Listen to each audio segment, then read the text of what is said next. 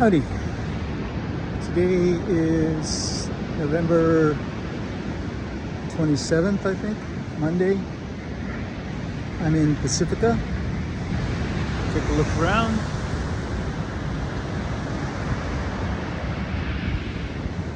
Beautiful place. Visiting my sister Chris. So on Wednesday,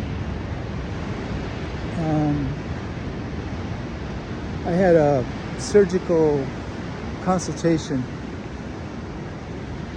and it's all information, but the news isn't good.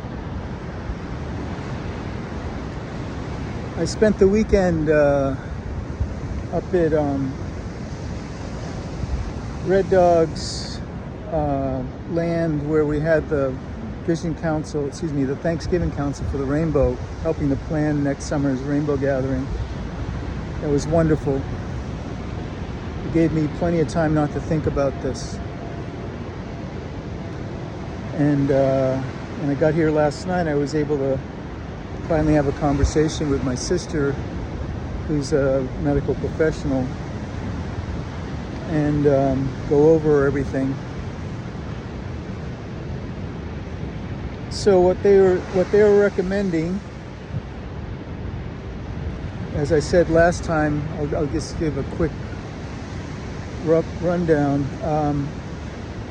The diagnosis is adenocarcinoma of the rectum.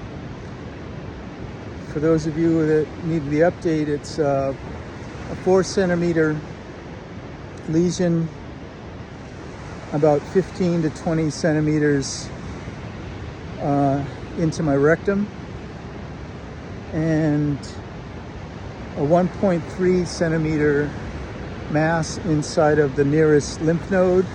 There's 2 other lymph nodes that are, as I've said before, trying to decide if they want to join the party, and a 4th lymph node that is certainly excited by the prospect. So for those that understand this the way they stage this stuff, this is T4N1MO, PMMR. It's stage 3. To be more precise, it's stage 3C. What that means is that it's spreading, but it's only spreading locally. It's not jumping around my body.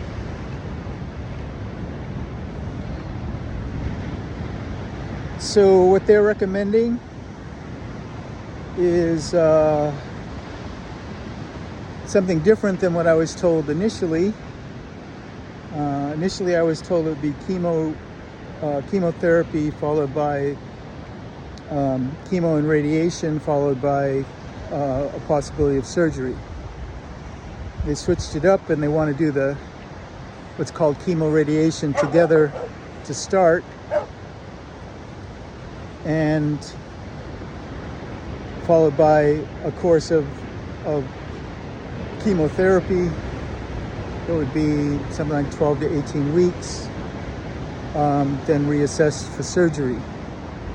And here's where it gets dicey. The surgery that they're recommending is they want to cut me open, sever my colon, cut out the part that sucks, give me a temporary, quote-unquote, temporary stoma. I'll be shitting in the bag out my side, and then once the colon is healed, then they reattach my plumbing and put it back together.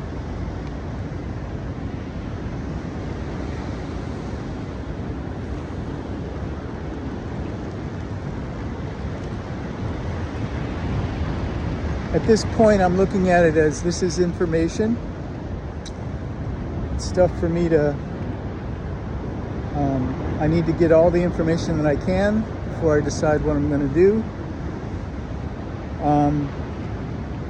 In order to begin this whole process, I need to meet with a radio oncologist. Won't get into all the particulars about what's been happening with that, but suffice to say that there is no radio oncologist yet. Something like that. I'm waiting for them to call me anytime now, in which case I will put it back to LA and make that happen. Once I have that consultation with the radio oncologist, they'll determine how much radiation in how many treatments and so forth. So each radiation treatment will be concurrent with taking these chemotherapy pills. What's it called? Cap something. And but to begin all that, there has to be a radio oncologist consultation. That hasn't happened yet, hasn't been scheduled. My next scheduled doctor interface is this Friday. I've got another meeting with my new oncologist, Dr. No, in LA, and I'll be slowly making my way back that way this week.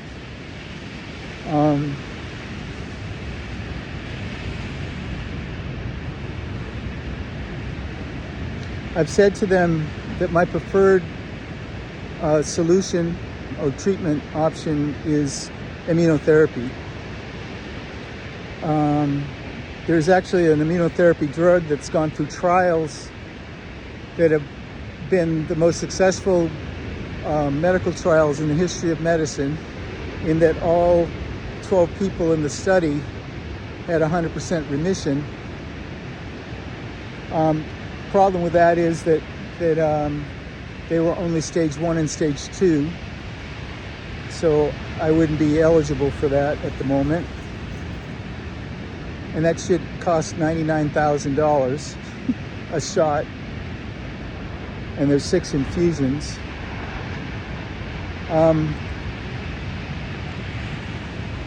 So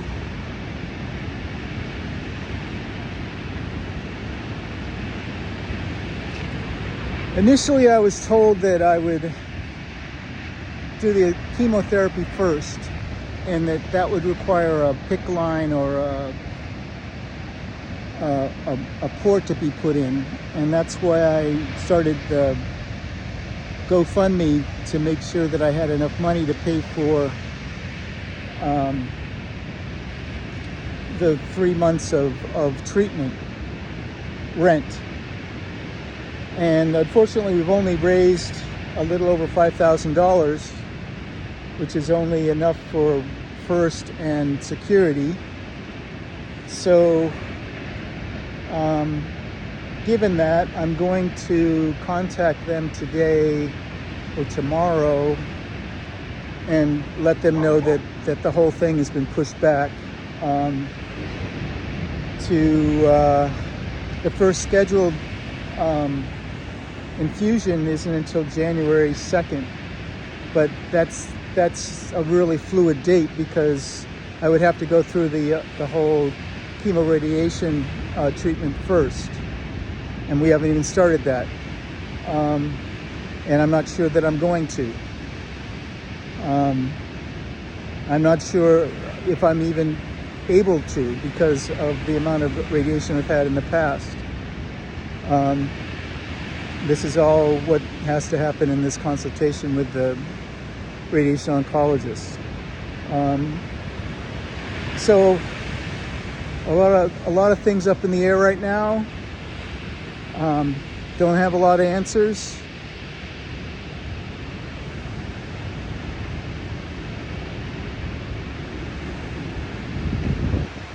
So how are you doing, David?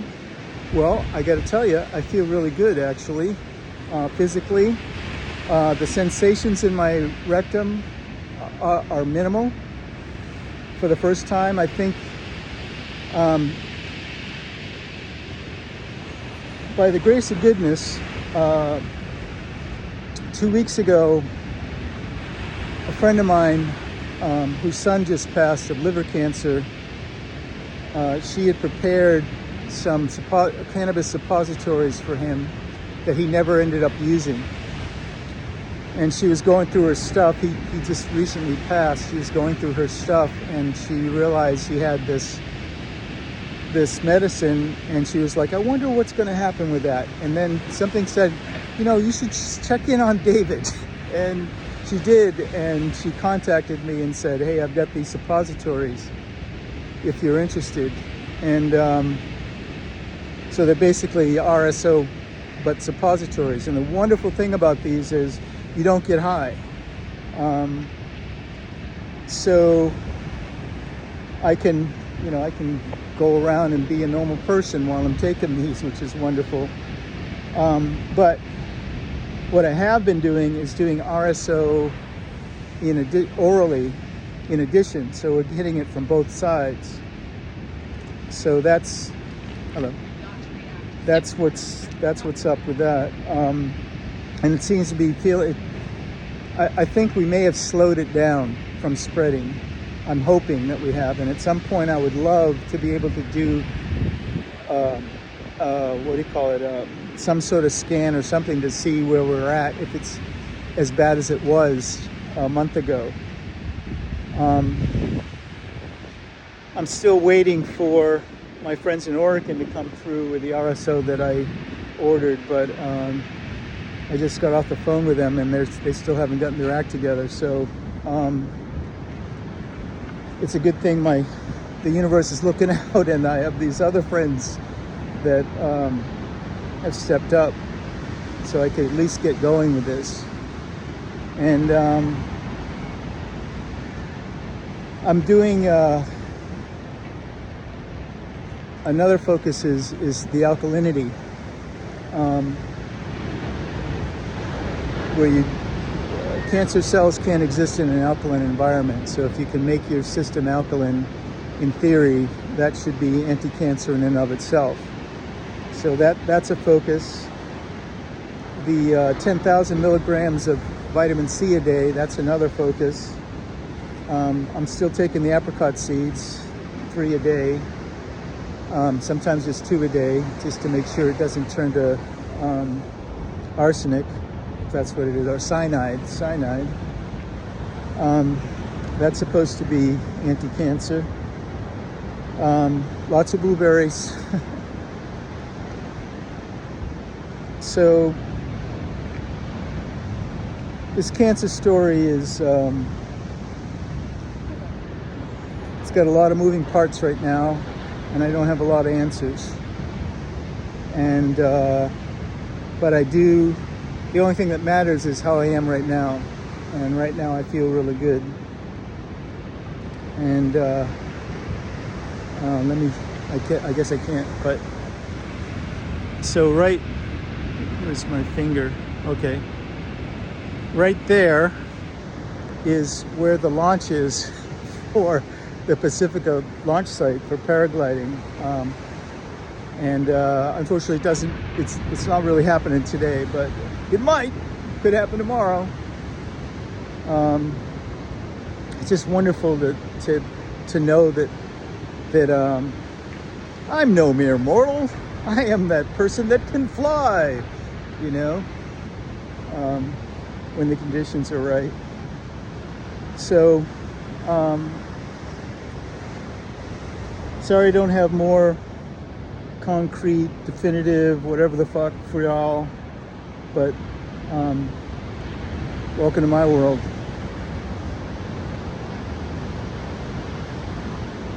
Yeah. So I'll probably leave it there. I still have to do another one of these for Instagram.